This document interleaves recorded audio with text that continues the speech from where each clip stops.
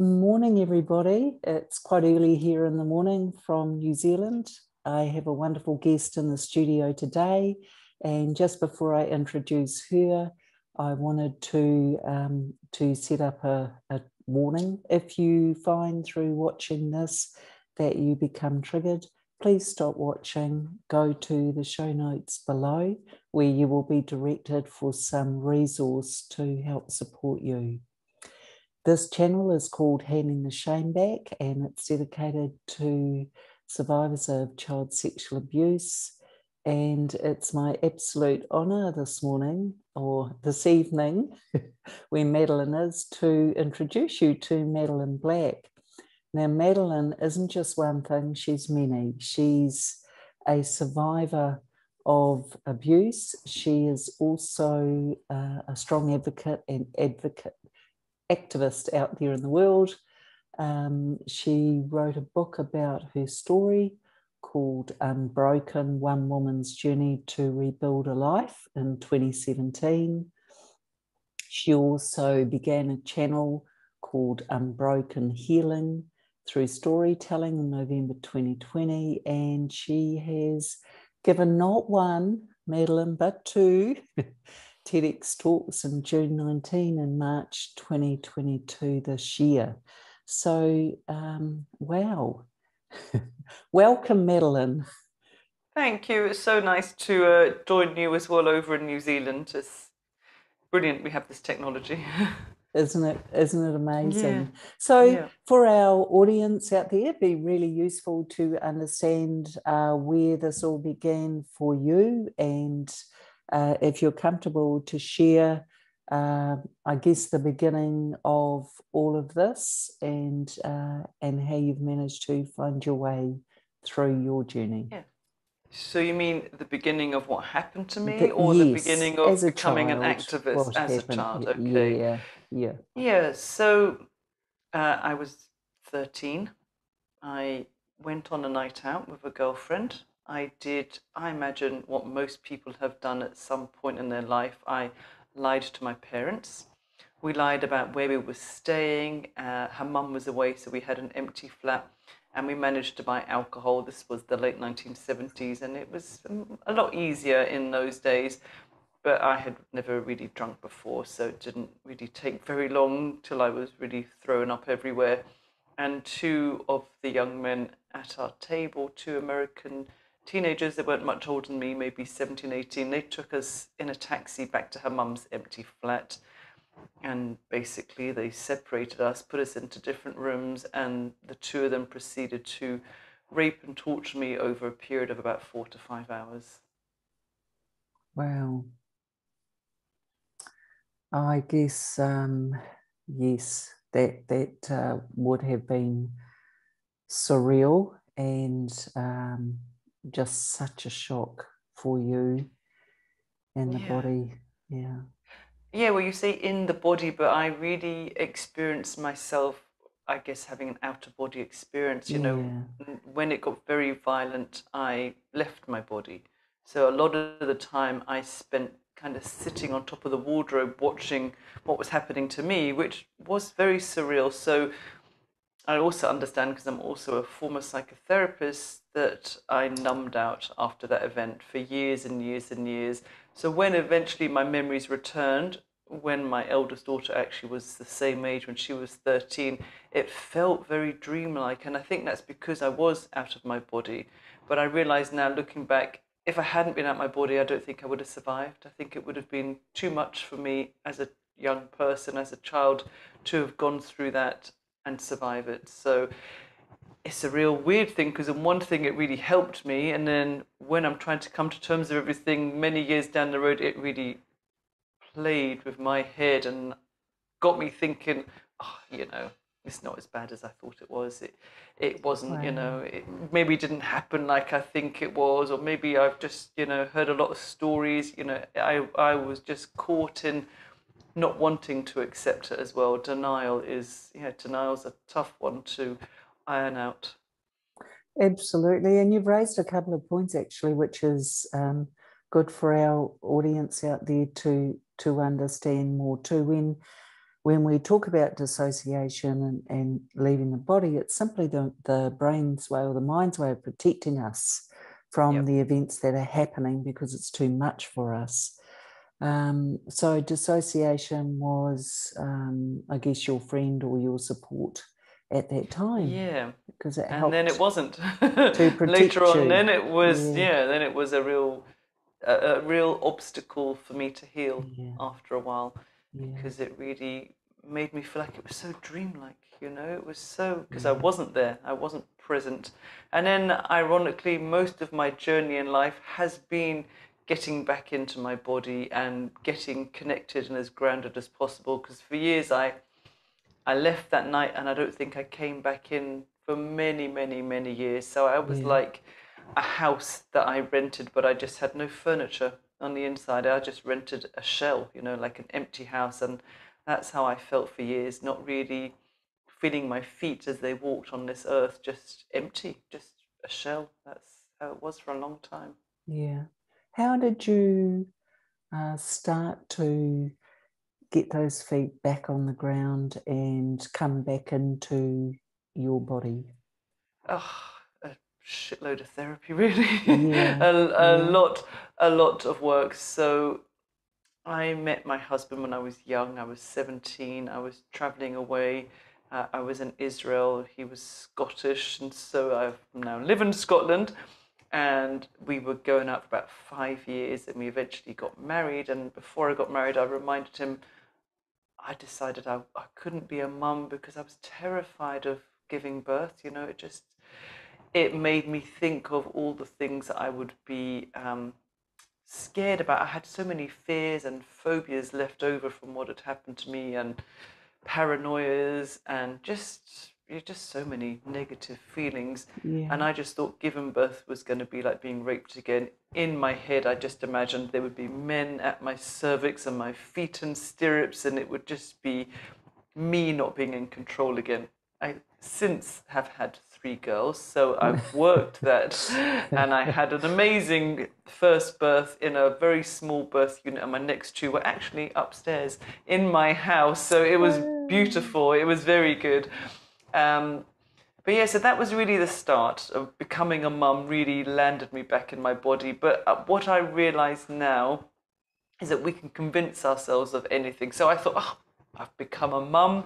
I've faced, the thing I thought I could never do. I've done it 3 times, I must be over it by now. And then I went, to college, and then I went to study as a psychotherapist and in placements, working with male clients. And I still had fears and phobias, mainly my security and mainly being around men. They were the biggest things for me, imagining people were following me or getting in my car and putting the buttons down straight away, and just, couldn't put my rubbish bin down the end of the garden if Stephen was away because it was dark. And then I just think, the bin will go out next week if I've missed it.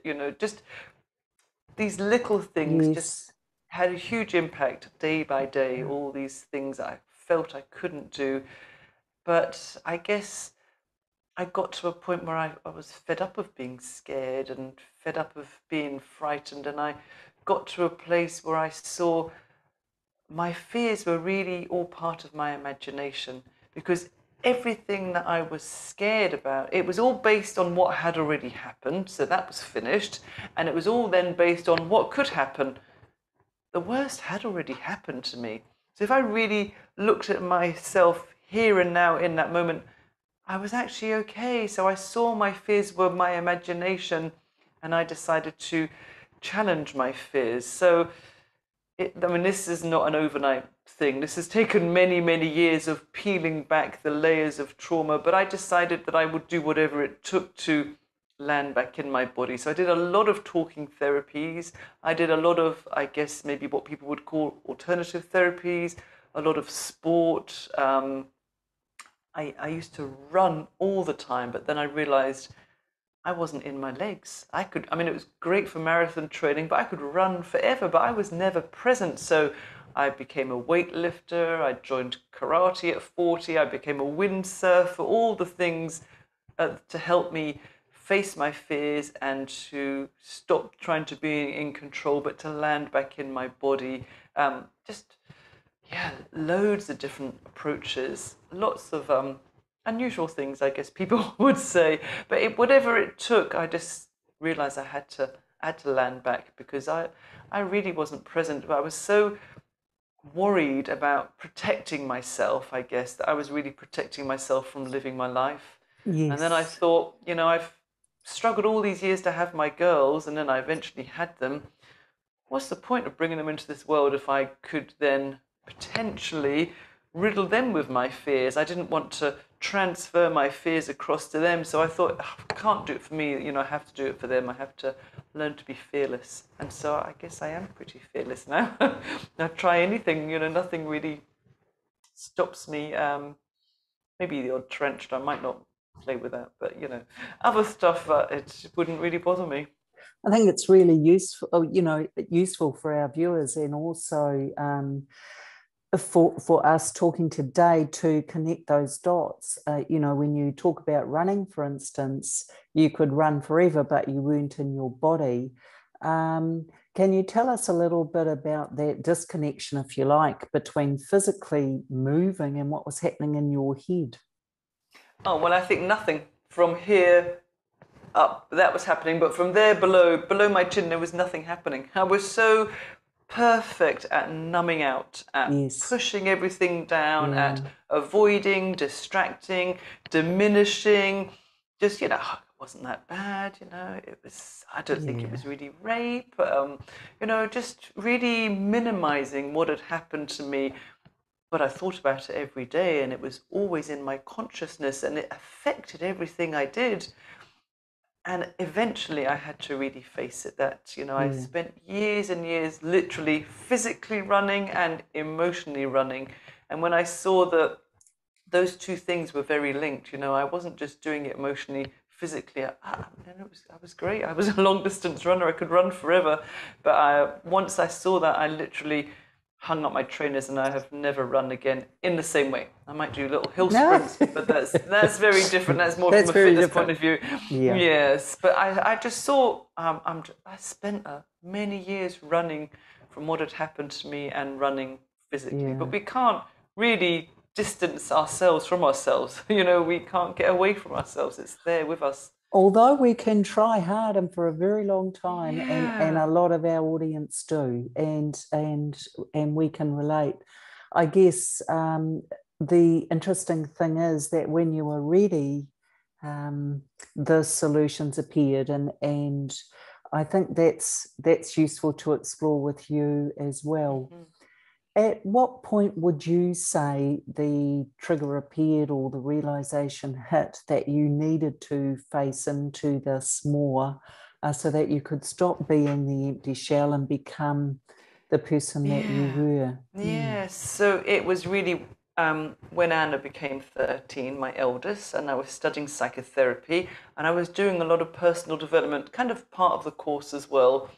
And then the memories returned, and they just came back with such a full force. And I just thought, I have already spent about 6 months in a psychiatric ward when I was 13, 14, and I thought, I'm actually going mental now. I actually thought I was crazy, and I thought, really, if it was this awful, this bad, I would remember that. I mean, come on, what are you doing? You must be crazy. And I was really scared to tell my therapist, in case he said, yep, right, you need to go back in. They get the bed's waiting for you. I've got the straitjacket. I really thought I was going mad. And he reassured me I wasn't going mad. And now I understand. Our memories, whether we believe it or not, they come back when the mind thinks we're ready to face them. Yes. I didn't agree with my mind, Ah, but had a something bit I of an know, argument with it. big argument, because I was caught in denial, and I Yes. denied it for like 3 years of therapy.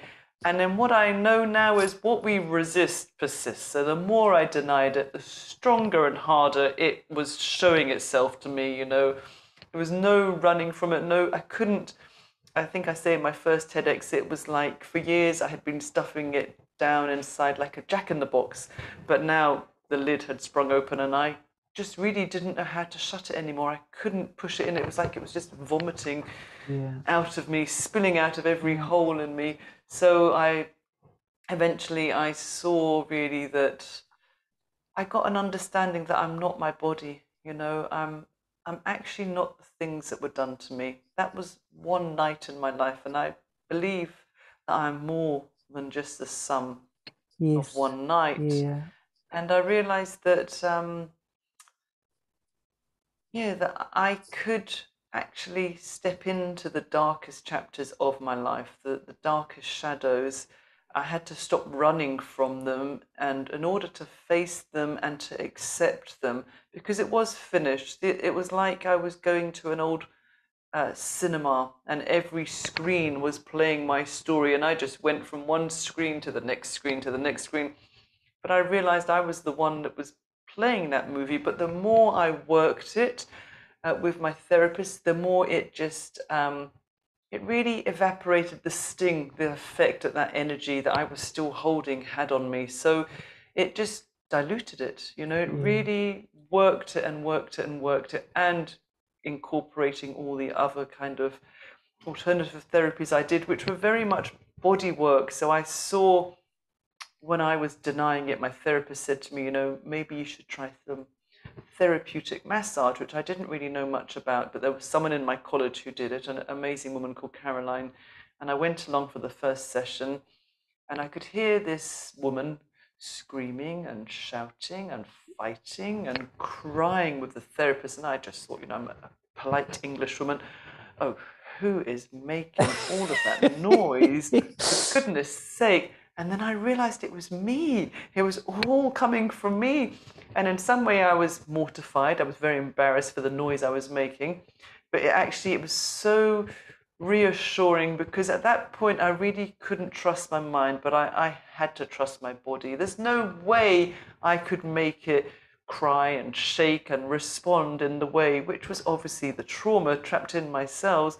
I couldn't do that on purpose. So it was very, very reassuring to see it, you know, react and see these trauma patterns that were held in my body. So that then sent me on a journey of a lot more kind of body work. So I did transformational breath work. At college, we were introduced to sweat lodges. I've tried plant medicine. I've tried hypnosis, sound therapy, therapeutic massage I did for quite a long time, because all of our trauma is stored literally in our cells. I mean, we know, for example, like in a good way, if we hear a song, we can get triggered and like, oh, I remember that summer of '75 and we were on the beach that day. You know, it brings back memories, and we can feel the warmth, and we can feel the water, we can hear it. So having the therapeutic massage just took me straight back to the incident or the event or a particular part of it, but I didn't need to verbalize it. She was just so intuitive that she could just stay with me and hold me, work it until I would shake and cry. I didn't know that you could fill your ears with tears when you're lying flat, but you can. And then eventually it just, then all the vibrations just stopped, you know. So it very much was held in my body, and I had done such a clever job of just disconnecting from the neck down. I didn't even know what I was storing. So I had to just find a way to release it, and that's really what I did. Done a lot of drumming.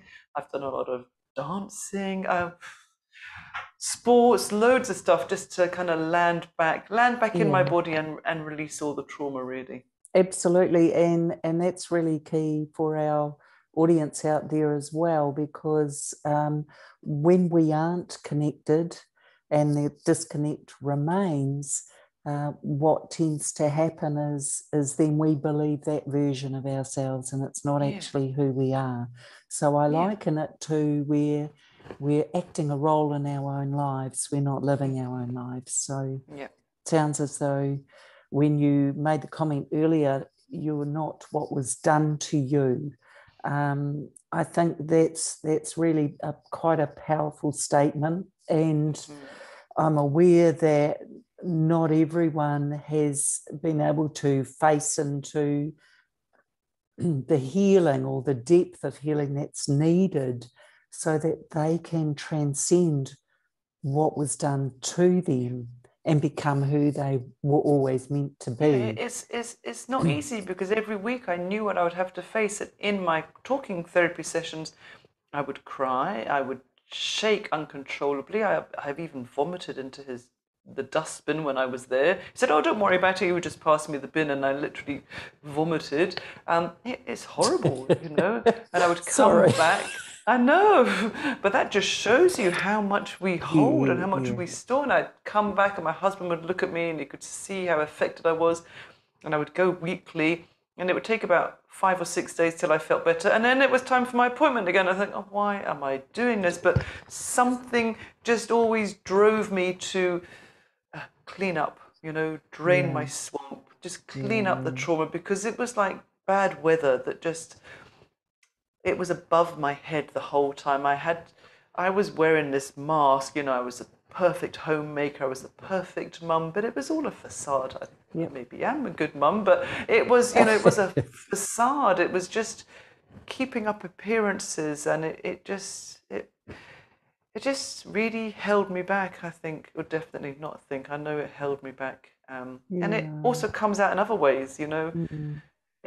Yeah. So facing it as hard as it is, ultimately, the way in was always going to be my way out. Yeah. And that's another really key statement as well, I think. For people who are just facing a now or just at the very beginning of their journey, any advice you would give them? Yeah, I would just say find someone to share your story with, but be very careful who you find. Make sure it's someone that can hear what you have to say, someone that you trust, someone that can listen without judgment, a therapist, a friend, or if you can't find someone, don't deny your story for years and years and years. Tell yourself your story, write your story down, and read the words back. I mean, I didn't intend to write a book. I was just going to write my story down, but somehow 70,000 words just kind of spilled out of me in just a few weeks. So it's amazing actually putting pen to paper, what can come out. It was almost like automatic writing for me. It just literally felt like it was writing itself. But to read it back was like, yeah, actually, there was a real sense of knowing that this is really what happened. This is the truth. And when I stopped denying it, oh, it was so much more peaceful because I was at war with Yeah. myself for battleground for Yeah. so many years.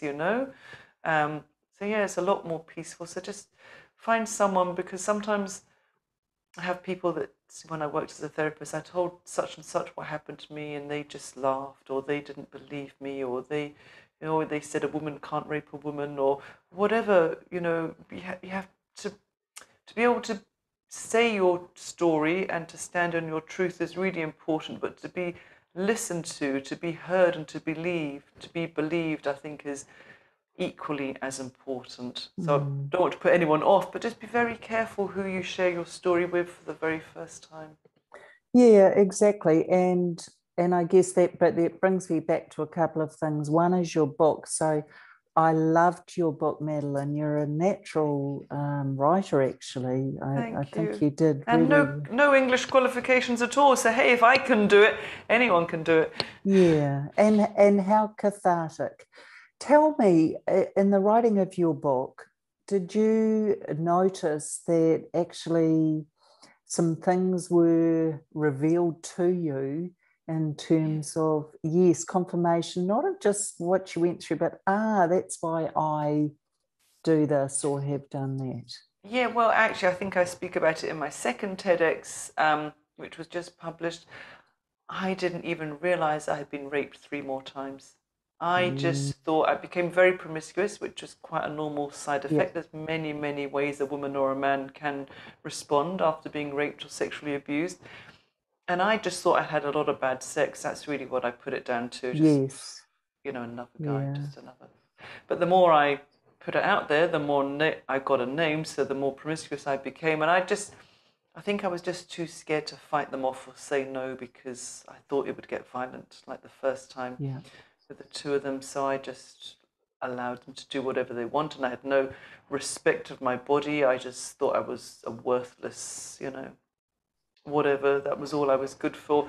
But only when I wrote my book did I think, well, no, these 3 particular times before the age of 18, I definitely said no to these men, and they just said yes and just carried on. So it took me to be in my 50s to really understand what consent means. And, we weren't really taught that at school No. or by friends, or, you would be called horrible name if you led someone on, that it would be your fault. But now I know that unless you have a very, very enthusiastic yes, there is no consent. And even more so in my first case, I was knocked out drunk. How could I possibly say no? I Yes. couldn't say yes. If I can't say yes, I can't say no. So there was obviously no consent there as well. So that shocked me. That really shocked me, that it took me decades to realize, that's actually now 5 men that have raped me, and I didn't even realize about the other 3. So there's some conditioning alongside that, and I remember in your book, one of them was particularly violent as well. But there's some conditioning, and it's a really important point that you raise. Back in the 70s, there was I can say it, called slut shaming. And if you wore a certain thing, or you drank a certain amount, or you behaved in a certain way, then you were asking for it. It was the dreadful mentality back there. Sadly, I don't think it's really changed that much, Well, Gloria. It still happens in the UK anyway. Yeah, and look, I'm sure that it does. But I saw this lovely slogan recently, and I'll send you the image, Madeleine. What percentage of rape? Where does the ownership of rape sit? And the answer, 100% the rapist. And they Absolutely. break down a color-coded pie chart, and one is drank too much, what she was wearing, flirting, all of this sort of nonsense. So really powerful, and it was always the case, 100% the rapist, or when we talk about child sexual abuse, the abuser. So I guess one of the other things I wanted to bring up with you was, you've done 2 TEDx talks now. Congratulations. Thank you. Tell us about the theme, because it's my favourite, and it's in our channel that we're talking about today, Handing the Shame Back. Can you tell us about your talks and what your messaging is? So I'm kind of lucky. I've done one which was live, and one actually ended up in this little office. I just pushed everything out the way and I just stand up here. So I've done one virtual one. It wasn't meant to be virtual, but because of the timing, we were hoping to meet in public, but that never happened. So the very first one I did was to an audience of 2,000 people. I had never spoken to so many people before, and I was just so nervous standing on that red dot. But I realized when I got out there, which is what I kind of speak about in my second TEDx a bit, it's not about me speaking anymore. I am now just a messenger. I know that I can share my story. It doesn't trigger me or impact on me in any way. People assume that it will be terribly upsetting, but actually it's not. It's almost as if it doesn't belong to me, because as I talk about in the second one, I stand in that shame, and it just eradicates it. It makes me actually prouder to be who I am. I am a strong survivor. But the first one, I really shared my story of what happened to me, and I realized now, actually, I was so scared of speaking to 2,000 people. Actually, 20 people is a lot scarier, because you can see the whites of their eyes. You can't see 2,000 people at one time, because all the lights are on or off, and you can't see the people in the gods. You can't see people on the side. I could see literally about 4 rows of people. One of them was my husband. My family was sitting together, and he just had these big tears plopping down his face, and I thought, I can't look at him. So I looked at some random person. So that was very weird. That he yes, I see what you mean. Yes. Yeah. So speaking to less people is actually scarier, but it was one of the most terrifying moments, because it was a huge event. Glasgow TEDx. is a very difficult one to get into. I think about 800 people apply and about 10 of us got a space. So it's considered one of the top 10 in Europe or something. So I was eternally grateful that they eventually agreed to let me do it, because there was a bit of conversation, a debate about me and how I spoke. So it was one of the most terrifying moments, but one of the most liberating, because it was just like, here I am. This is my story. This is who I am. And look, I'm okay, So I really want to break the silence on sexual violence, make it okay to have difficult conversations, make people uncomfortable, because we get very desensitized, I think. We go, oh, that was another woman raped and murdered, or another child was abused. And you think, well, no, we should be disturbed. We should be disturbed that in 2022, this is still taking place somewhere around this world every day. A man, a woman, a child will be abused, raped, assaulted, attacked.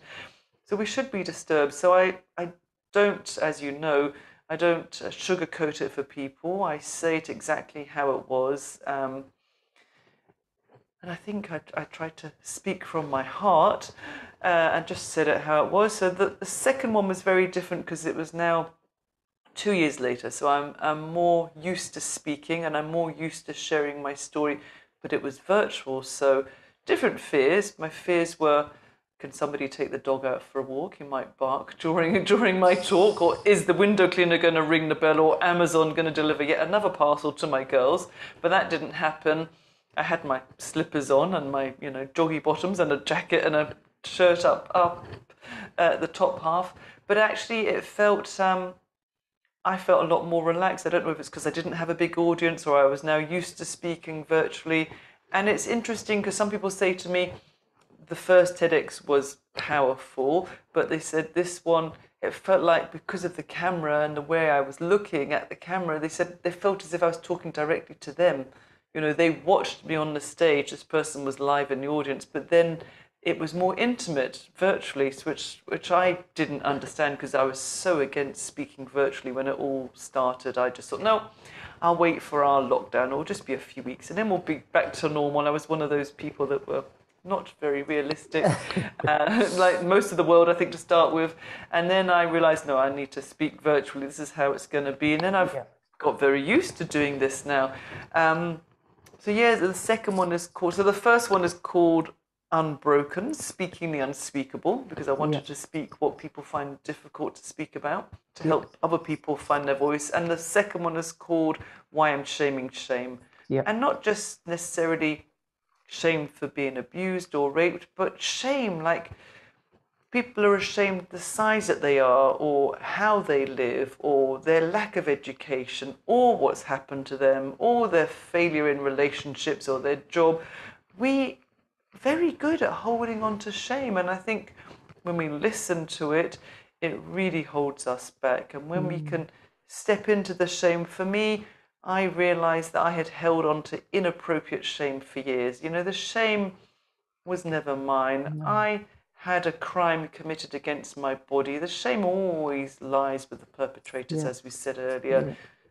100% of all rapes are only caused by rapists. So every time I speak, I just stand in that shame and I shatter it. And I think when shame is met with compassion and listening and being believed, it can't exist. It really can't exist. Compassion really evaporates the shame. So I think, though, you Ray, there's some very interesting points and completely on point. Thank you.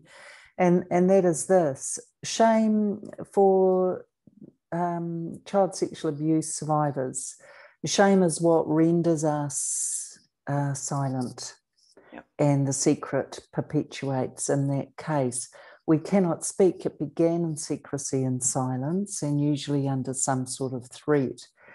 What then happens is, when people do find their voices, and apparently in the US, the average age for people to find their voices, believe it or not, is 52 years of age. And so that brings up the statute of limitations, which is a whole other podcast. But the point is this: if we're rendered incapacitated and unable to speak because of the shame, Then when we do find our voices, shock, horror, people out there that we're talking to or wanting to share with, they don't want to know because they find it really uncomfortable. They don't know what to say. They'd rather not hear about it. But how are the kids, Gloria, is of more interest. And I guess what I'm asking of you is, as you consider that and how the whole cycle of secrecy and shame is perpetuated, what is a way to smash that down actually and get people less desensitized and less and more willing to listen, knowing that it's not an easy story to hear? Yeah, well, I think, which I thought also speak about in the second one, is the hashtag #MeToo did an amazing job. And it wasn't just really a moment, it really is a movement, because it allowed people to say, well, if she can say what happened to her, I can say it as well, you know. So it helped. It was the ripple effect. It was the domino effect. And it just, we saw how quickly it went around the world. And one way it was brilliant that it helped so many people find their voice. And it was devastating to see the millions and millions of people that had affected all around the world. But I think when one person speaks out, it does give people permission. It does give people the courage to find their voice as well, which is kind of really why I do what I do. Yes. And I just think, you know, it was somebody else speaking out that helped me find my voice. And I just really believe in the power that comes when we share our stories.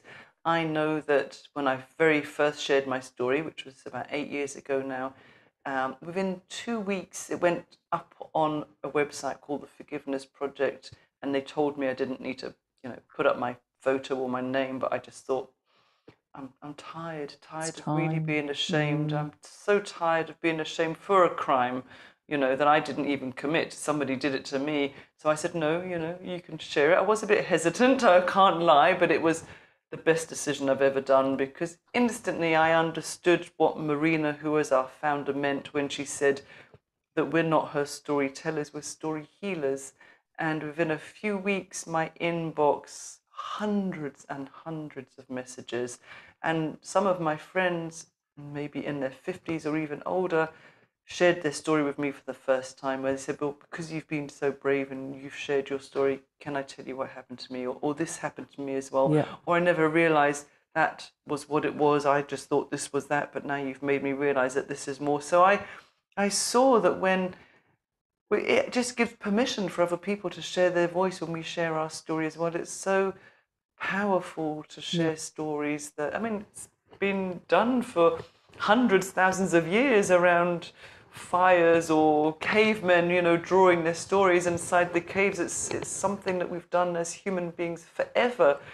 But I think when somebody hears someone else's story and it resonates with them, it has the power to light up the path or give them a new map in a different direction they never even knew was possible. So it can just change it for somebody completely.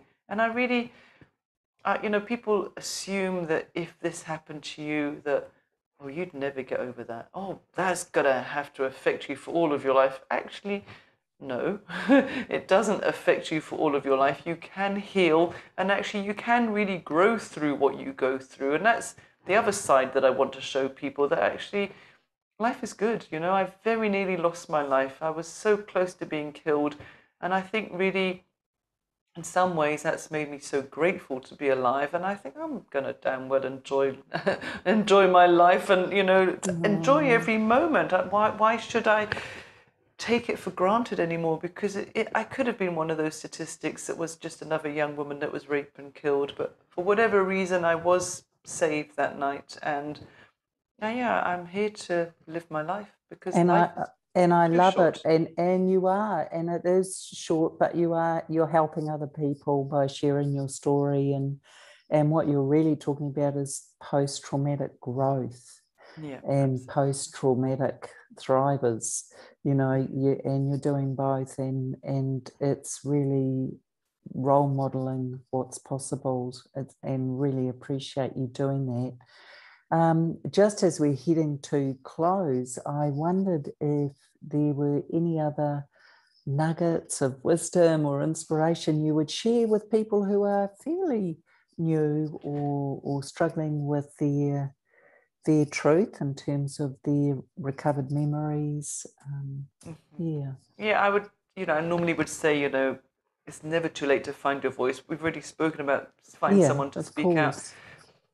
So I think I would just remind people that, I am a product of years and years and years of therapy. This did not happen overnight.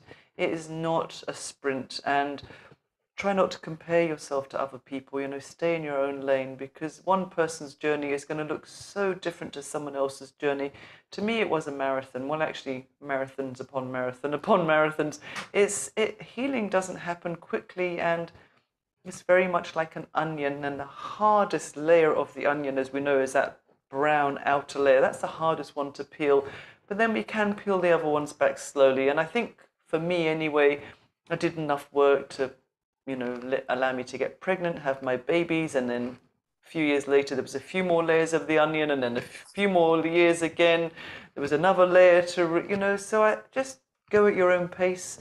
Don't compare yourself to anyone else, but just keep going, because you can heal absolutely with the right support. You definitely can, and you've already survived what has happened to you. What's happening now is just the aftermath of the trauma. It's just the fallout, I guess, just the pictures and the images. So it's just working them and working them and working them until you get to a place where you think, you know what, it's done. It doesn't affect me anymore. That's fantastic. Wow.